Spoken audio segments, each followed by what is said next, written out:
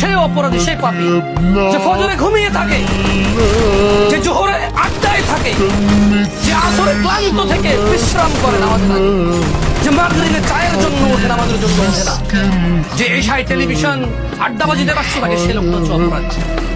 যে বলে আমি জেনারেল, উনি আলেম, আমি বুঝি না ইসলাম, ওই লোকটার চাইতে বড় অপরাধী।